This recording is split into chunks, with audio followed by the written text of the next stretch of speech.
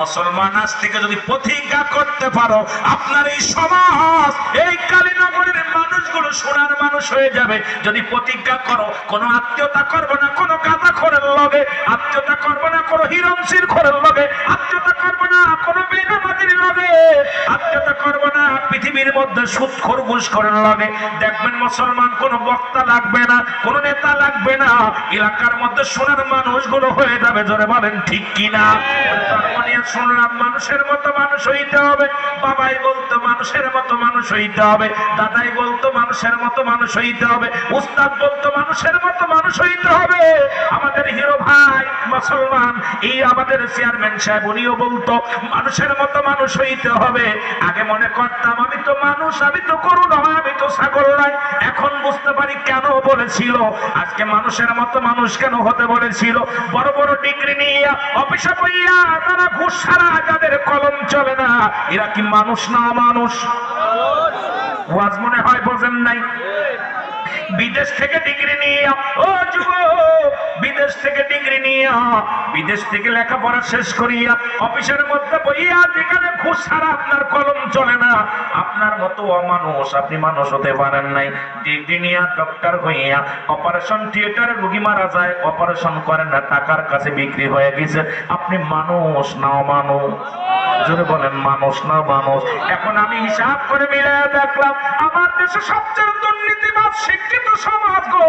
কারণ এলমে দিন না থাকার কারণে এলমে হুজুরি এলমে হুসুলি মুসলমান শরিয়াত তরিকত হাকিকত মারিফত এই শরিয়াতের প্ল্যাটফর্ম শুধু শিক্ষা করে মুসলমান নাস্তিকদের ইংরেজি শিক্ষা করে কোরআনকে ছেড়ে দিয়ে এই দুনিয়ার মধ্যে যারা এলেম অর্জন করলাম, এই এলেমে আমারে ঘুষ ছাড়তে পারে নাই, এই এলেমে আমাকে সুদ ছাড়তে পারে নাই, এই এলেমে আমাকে গাঁজা খাওয়া ঠেকাইতে পারে নাই, এই এলেমে আমাকে মদ খাওয়া ঠেকাইতে পারে নাই। কারণ আসলে কোরআনের জ্ঞান ভিতরে নাই, হাদিসের জ্ঞান না থাকার কারণে দুর্নীতি বেড়ে যায়। জোরে জোরে বলেন ঠিক কিনা? হিসাব করে মিলায়া দেখলাম আমার দেশে কোনো ভ্যান চালক দুর্নীতিবাজ নয়, আমার দেশে কোনো রিক্সা চালক দুর্নীতিবাজ নয়, আমার দেশে কোনো কৃষক দুর্নীতিবাজ নয়, আমার দেশে বিদেশিদের পা চাটা বড় বড় বড় বড় ডিগ্রিধারী মানুষগুলো এই দুর্নীতিবাজ। জোরে বলেন ঠিক কিনা? কথা বোঝে?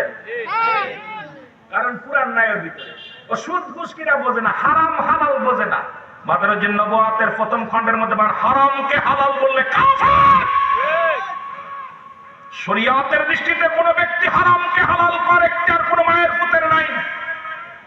পৃথিবীর মধ্যে হালালকে হারাম বলার একটার কোন মায়ের পুতের নাই। সুতরাং আপনি হারাম হালাল চালাই দিবেন আপনার মুসলমান। ধোঁকাবাজ বাটপার গুন্ডা ইসলাম এগুলো বরদাস্ত করে না। ইসলামের বিধান মানবেন, কিছু মানবেন, কিছু ছেড়ে দিবেন, এটার নাম ইসলাম হতে পারে না। যেটা বলেন ঠিক কিনা? আমি মেলায় দেখেছি, আপনি দেখেন না একটু আপনার আশপাশে যারা আছে ডক্টর ইঞ্জিনিয়ার হইয়া তারা যদি মানুষ মানুষের মতো মানুষ হতে পারে, ওরা লেখাপড়ায় কি করছে?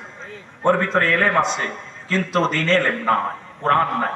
ওদের জানতো কোনটা হারাম কোনটা হালাল। এই জন্য সন্তান যখন দুনিয়ার মধ্যে আসে সর্বনিম্ন তাকে কোরআনের জ্ঞান, নামাজের বিধানগুলো এই জানাজা পড়ার। আপনার ছেলে জানাজা পড়ে কে বুবার মতো দাঁড়ায় থাকে? কথা বুঝে? জানাজার নিয়ম, নামাজের নিয়ম, কিছু সূরা কিছু হাদিস তাদেরকে শিক্ষা দিতে হবে। কারণ ওই ছেলে যখন কোরআন হাদিস শিক্ষা করবে, খোদার কসম ও একটা হারাম কাজ করতে গেলে বিবেক বলবে না এটা করা যাবে না। কিন্তু তো এটা জ্ঞান নেয় আর না পিছনে কি আমরা বড় বড় ডিগ্রি অর্জন করাইতেছি বিদেশ নিয়ে। আমার বাজানেরা এমন কোন কিতাব নাই যা পড়লে সব আছে, কিন্তু আমার আল্লাহর কোরআন একটা হরফ পড়ার সঙ্গে সঙ্গে 10টা নেকি। জোরে বলবেন মারহাবা। কিন্তু এদিকে আমাদের সন্তানাদি নাই। কারণ কি? একটাই হলো ওই যে আমরা ভিনদেশীদের পাঁচাটা গোলাম। মানুষের মতো মানুষ হওয়ার দরকার আছে কিনা? জোরে বলেন হতে হবে কিনা? এই জন্য মাঝে মাঝে আমার আসলে নিজকে তো নিজে চিনতে পারি না। অ্যারিস্টটল, সক্রেটিস বই লেখা পর বলছে নওয়াদাই ছেলে নিজেকে নিজে চিনতে হবে, নিজের নফসকে চিনতে হবে, আপনাদেরকে প্রসিদ্ধ করতে হবে। আপনার আমার বাড়ির পাশে কুষ্টিয়া, লালন কইছে নিজকে নিজ চিনতে পারলে অন্যকে চিনা যাবে। যদিও আমি লালনের ভক্ত না, যদিও লালনের কথা আমি কিছু ভিত্তিহীন, যদিও বলছে যদি নিজকে যদি চিনতে পারেন অন্যকে চিনা যাবে। আমরা খালি ব্যস্ত আছি কে খারাপ, কে গুন্ডা, কে বদমাইশ, কে লুচ্ছা, এই চিন্তা আছি, নিজকে নিজে চিন্তা করি না। আপনি যদি একবার বয়া চিন্তা করেন আমি কে, আমাকে কেন পাঠাইলো, যেটা বলেন ঠিক কি? যেমন মুসা আলাইহিস সালাম, কথাগুলো খেয়াল করবেন। ওয়াজ কই রাখলাম মনে, ওই যে যুবকের ওয়াজ মনে থাকে জন্য আলোচনা, কিন্তু অনেক আলোচনা করা লাগবে। যদি সময় পায় ইনশাআল্লাহ আগাবো, আর না হলে ইনশাআল্লাহ আর ছাড়িয়ে দেবো, আর বেশি সময় করবো না, কয়েক মিনিট আর করা যাবে, কারণ 12টার ভিতরে খতম, ঠিকই না? কথা কন না কেন?